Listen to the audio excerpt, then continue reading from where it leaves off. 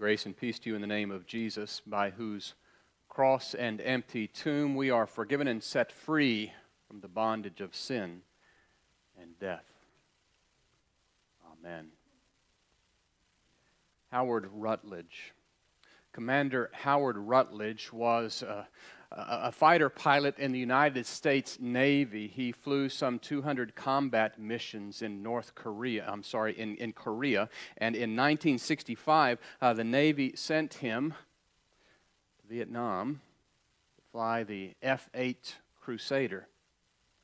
On November the 28th, 1965, while flying his 75th mission over North Vietnam, his plane was hit by a succession of anti-aircraft shells, and it went into an uncontrollable spin.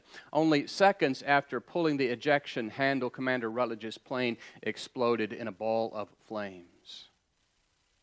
His parachute carried him gently down to the earth into the waiting hands of the enemy. November 28, 1965, the beginning of a 7-year nightmare for Howard Rutledge.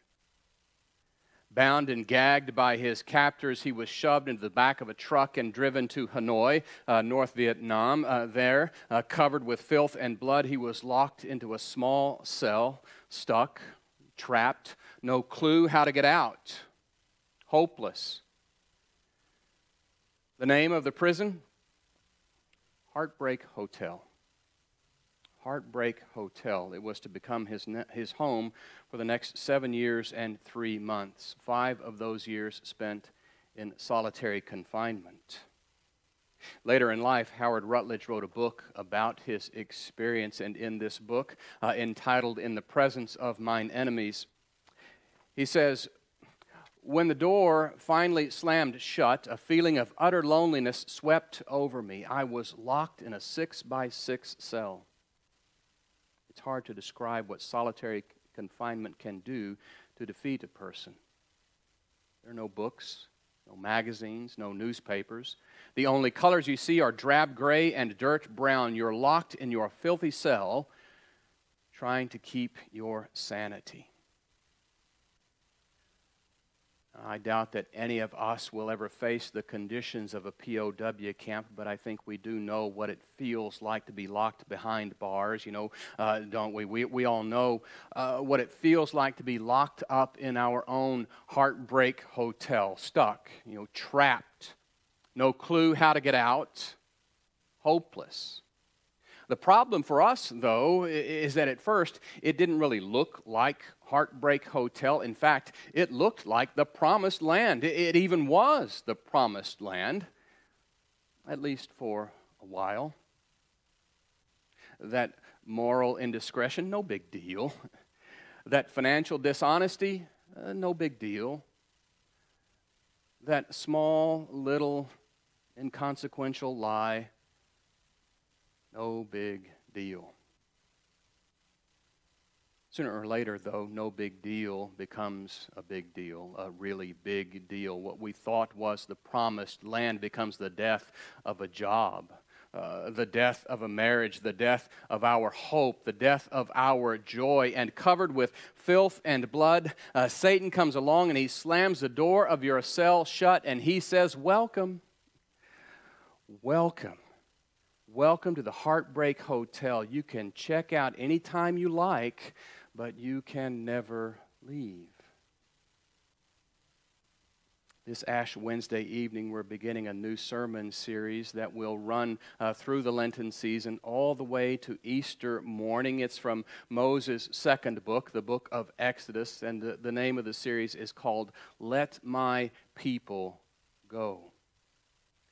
Now, if you've not done so already, that we have some devotions available that are based upon the book of Exodus. You can find them this evening as you leave. On the table to your left there are devotions for adults, for teens, as well as for smaller children, families with children. Let my people go. God sees his people, Israel. He hears them crying out in their Egyptian heartbreak hotel, and he tells Pharaoh 7 times, "Let my people go." Now, you all remember the story of Jacob. Jacob, his favorite son Joseph, and Joseph's older brothers. Joseph is sold into slavery by his brothers and carried down to Egypt. While there, he is unjustly accused by Potiphar's wife, and he is thrown into prison, locked up behind bars. But God intervenes, and Joseph is released. Eventually, Joseph becomes second in command, only to Pharaoh, over the whole land of Egypt. What his brothers meant for evil, God turned it for good, the saving of many lives. Now, because of a great famine in 1847 BC, Jacob and his family, 70 people in all, traveled from Canaan down to Egypt in search of food. And there they discover Joseph, and they are reunited with him. The family is settled in the land of Goshen, the best land in all of Egypt. They acquired property. They were exceedingly fruitful. They became so numerous that the land, Exodus 1 verse 7 says, the land was filled with them. That's Exodus 1 verses 1 through 7. And now we're going to fast forward 300 years and come to Exodus 1 verse 8, which says, Then a new king who did not know Joseph came to power in Egypt, and life for the Israelites changed.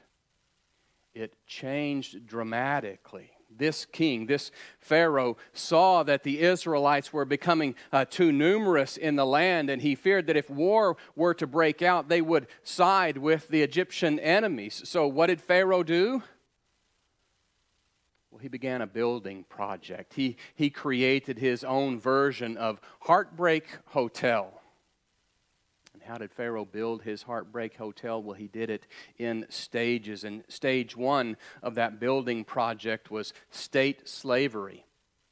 State slavery, Exodus 1 verse 11 says they put slaves over them, put slave masters over the Israelites. These slave masters oppressed them with forced labor, and they built Pithom and Ramses as store cities for Pharaoh. What did state slavery in Egypt look like? Well, every Israelite slave was required to produce 3,000 bricks a day. 3,000 bricks every day. Do you do anything 3,000 times a day? About the only thing I do 3,000 times a day is take steps. My goal is to hit actually 10,000 steps a day. These Israelite slaves, they're making 3,000 bricks a day, and I suspect that they walk a whole lot more than my 10,000 steps. I mean, you think you've got it bad. You think your job is tough. Just try this. Go out to a canal and get some water. Bring that water back and pour it into a mud pit. Step up and down in that mud pit. Add straw to the mud. Take some of that mud and pour it into a form. Let it dry in the sun, and presto, you've got a brick. Now do that over and over and over, again and again and again. 3,000 bricks a day, every week, every month, every year. By the way, you get no sick leave. You accrue no vacation days. You get no time off, no Shabbat, no Sabbath, ever. That's state slavery. State slavery is Heartbreak Hotel. The second stage in Pharaoh's version of Heartbreak Hotel is private infanticide. Private infanticide. Exodus 1:15 and 16 describes it this way. The king of Egypt said to the Hebrew midwives, whose names were Shiphrah and Puah. Now, that's important. That the names of these two Israelite slaves appear in the Bible. Pharaoh says to them, when you help the Hebrew women in childbirth and observe them on the delivery stool, if it is a boy, kill him. But if it is a girl, let her live. Down in Goshen, God sees these two women, Shiphrah and Puah. And in his madness, Pharaoh wanted these Hebrew midwives to assist him in his policy of infanticide. If it's a boy, kill him. A word from Pharaoh's mouth could mean continued life or instant death. But Shiphrah and Puah, they choose instead to obey God. They defied Pharaoh and resisted his deadly propaganda, so God puts their names into the Bible. But this Pharaoh, the most powerful man on the earth, nowhere in the Bible will you read his name. Shiphrah and Puah, why are their names in the Bible? Because God does big things with small stuff. That's stage 2. Pharaoh's Heartbreak Hotel isn't finished yet. First, there's state slavery, 3,000 bricks a day, no time off, private infanticide. Shiphrah and Puah commanded to kill Hebrew baby boys at birth. And then, to complete Heartbreak Hotel, there's a third stage, and that stage is open genocide. It's described this way in Exodus 1, verse 22. Every Hebrew boy that is born to you, you must throw into the Nile, but let every girl live. The Nile River, it is life to the Egyptians, and Pharaoh uses it to bring death to the Israelites. It's against this backdrop of Pharaoh's Heartbreak Hotel, that Moses is born. A man of the house of Levi, Amram is his name, married a Levite woman, Jochebed, and she became pregnant and gave birth to a son, a baby boy. And this baby boy is doomed to be thrown into the Nile. This son, of course, is Moses. Moses is this couple's third child. You know this. There's an older sister. Her name is Miriam, and there's an older brother whose name, of course, is Aaron. Now, Moses' parents, they know of Pharaoh's decree. They knew that Pharaoh's death squads kill Hebrew baby boys, throw them into the Nile so that they drown. What could they do? I mean, they were just simple state slaves imprisoned in Pharaoh's Heartbreak Hotel. They had no power to stop this from happening. So what are they to do? Well, when Moses' mother, Jochebed, saw that he was a fine child, she hid him for 3 months. But when she could hide him no longer, she got a papyrus basket for him and coated it with tar and pitch. A little child, a baby boy, hidden for 3 months. But when she couldn't hide him any longer, she placed him in a basket, and she coated the basket with tar and pitch. The word translated as basket in Hebrew is tavo. Tavo, it's the same word, tavo, that is translated in the book of Genesis as ark, as in Noah's ark. This ark in Exodus, just like Noah's ark in Genesis, is coated with tar and pitch. Now, some of you may be thinking, well, Noah's ark was so much bigger, right? I mean, I've been to Kentucky. I've seen the full-scale replica of Noah's ark, and it is huge. But this ark, this basket coated with tar and pitch, it's so very small. Why is that? Because in the book of Exodus, God does big things with small stuff. Moses, in his small ark, he's placed among the reeds in the Nile River, and his big sister Miriam runs along the river's edge to see what's going to happen. She watches as Pharaoh's daughter comes down to the river and bathes in the Nile River. She sees Pharaoh's daughter spot the basket, the ark. Now everything changes. Pharaoh's daughter's servant, she opens up the ark and sees the baby. He's crying. And she felt sorry for him. There's Moses in the ark, and he's crying. Moses is crying. This changes everything. Moses is crying, and she felt sorry for him. These are small things. Shiphrah and Puah, state slaves, Hebrew midwives, a small ark coated with tar and pitch, a baby crying, small things. But in the book of Exodus, God does big, big things with small stuff.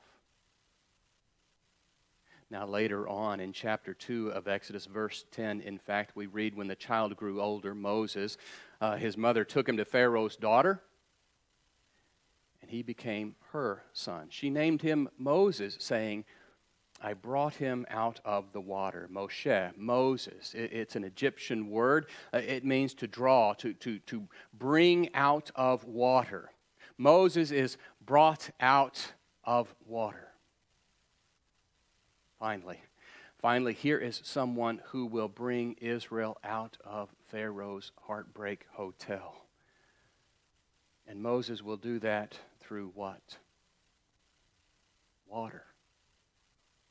Water. Moses is going to be the wonderful wizard of water works. Moses will part the water of the Red Sea with a wooden staff. A wooden staff? God, our God, does big things with small stuff. Just like these ancient Israelites, God sees us in our prison. He hears us crying out from our self-made heartbreak hotel, stuck, trapped, no clue how to get out, hopeless. But it seems that doesn't stop us from trying, does it? God sees us trying to get out, right? He sees us putting on our Superman or Superwoman cape. He sees us thinking that we are superheroes and we can save ourselves. Well, I've got some really, really bad news for you this evening. You are not a superhero. Neither am I. We can't fight our way out of our prison of sin. We can't think our way out of it. We can't buy our way out of it, educate our way out of it, vacation our way out of it, or blast our way out. We are all stuck, imprisoned behind the bars of sin. Heartbreak hotel. And that's really bad news. I've got some really, really, really good news for you this evening. God does big things with small stuff. Jesus brings us out of our prison, the prison of sin and death. And just like in the book of Exodus, Jesus does it all with small stuff. The small tokens of his passion. A bunch of small things, regular things, mundane things, everyday things. You know what they are.